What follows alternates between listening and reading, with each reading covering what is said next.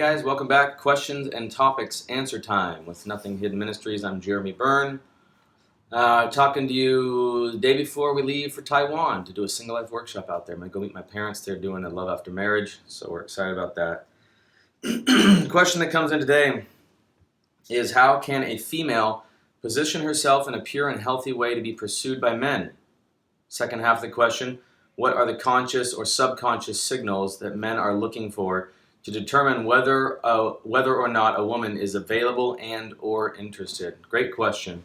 This one comes up a lot at workshops, as I think culture is kind of changing to where back in the day it used to be considered very inappropriate for a woman to initiate, to approach a man, to suggest, to kind of was sort of improper and sort of had this air of like desperation or just impropriety, which nowadays is changing. I don't think the way we're doing life and dating into marriage is very different from the way they used to do it.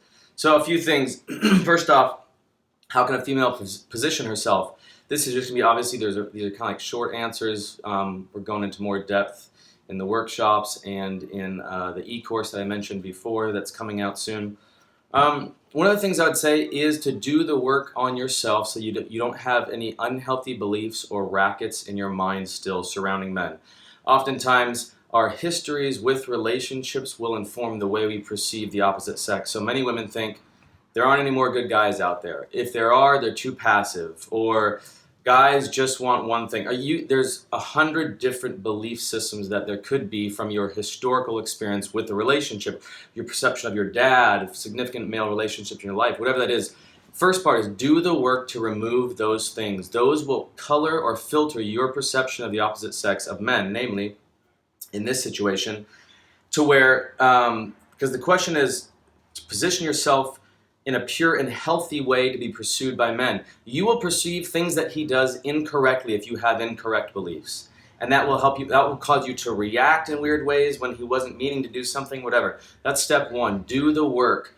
Start asking the questions. Pray. Ask Holy Spirit. Go to things like workshops, counselor, coaching. I know a great coach, by the way.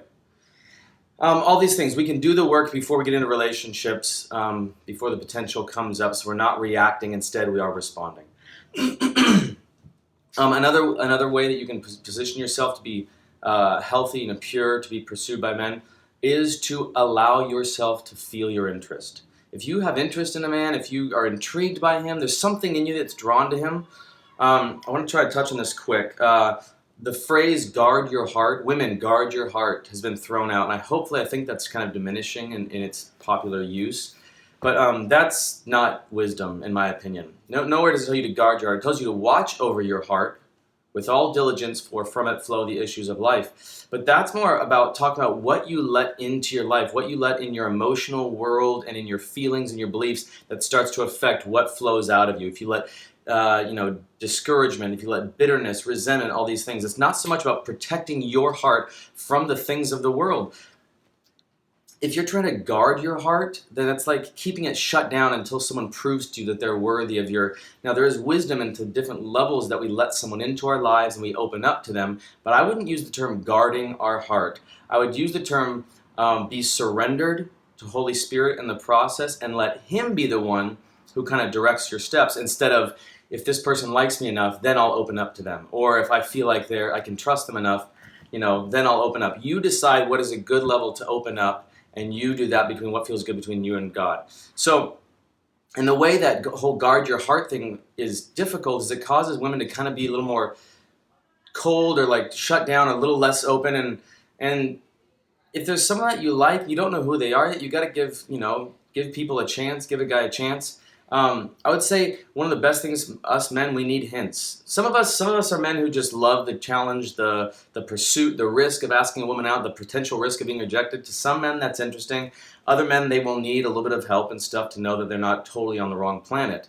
So if you allow yourself to just feel a little bit of whatever I said that was, that interest, that intrigue, that slight attraction, you don't even know what it is, and it doesn't have to mean you're going to get married, but if there's something in you that goes, there's something interesting about that guy, or, let yourself feel that, because he will feel you feeling that, letting yourself experience that, and it just sort of opens it up for there to be kind of a nice casual, like, okay, we both are interested in this. We don't know exactly what it's going to be, but there's some interest, and that will help a guy to be able to kind of like, and guys, although we're a little dense, we do have discernment. Like we can smell those things a little bit. We can tell if a girl's totally shut down, if a girl's a little open, but that helps a ton. What are the conscious, subconscious signals men are looking for to determine whether a woman is available and or interested? That's a big one. If you let yourself feel a little bit of interest. And again, going back to the first thing, if you're going through life thinking, all the guys I date are just jerks, there's no good men, how you perceive men and your world, your dating, your romantic world around you, will be what you project onto them. So if you think, oh guys, you think it's hopeless, that is a big one. Hope is a big one. If you are hopeless about the prospect of meeting a good man or a good person, then you will start to produce hopelessness. And I'll tell you what the fruit of hopelessness is. It's not joy. It's the lack of joy, whatever that is. Bitterness, sadness, depression, loneliness, all those things. Hope produces joy. Joy is a very attractive thing. That positions you well to let the world know, hey, I'm open. I have joy in my heart. I'm open to what the world has to offer, to what God is bringing into my life, and I'm not closed off and expecting something bad. There's so much more we could get into as far as pursuit and whatnot. As I said, I'll just touch on this a little bit. I don't think that the initial point of contact is as big a deal as it used to be as far as pursuit goes. Whether a girl goes up to a guy and says, "Hey, what's your name?" You know, and starts the conversation, or even says, "Hey, would you like to go get coffee sometime or lunch?" But then beyond that, you'll have to kind of feel for yourself when control may start to come in. And I think inherently with most women, obviously I'm speaking in a generalization, with most women, they will want a man who's willing to take the reins and pursue them. Not that they have to be the ones who are the motivating factor between as far as the pursuit goes throughout the course of the relationship. So if you're the one who comes up first and says, "Hey, I noticed you, what's your name?" Or you make sure you're in their line of fire when they're walking through whatever, work or church or wherever you see them, that's okay. And even to initiate and say hi, in my opinion, that's totally fine. The bigger question is, will the person you're looking to find out, once the relationship, if it happens, you're looking to find out if they have the ability to continue pursuing when things are hard, when there's conflict, when you really get to know each other and think, oh my gosh, there's a lot of things about you that rub me the wrong way. Can I still pursue you and choose connection spiritually, emotionally, and if you're married, sexually?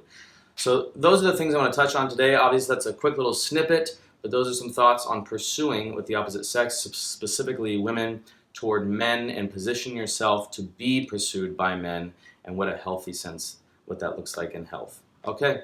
Love you guys. Hope you're well. Talk to you next time.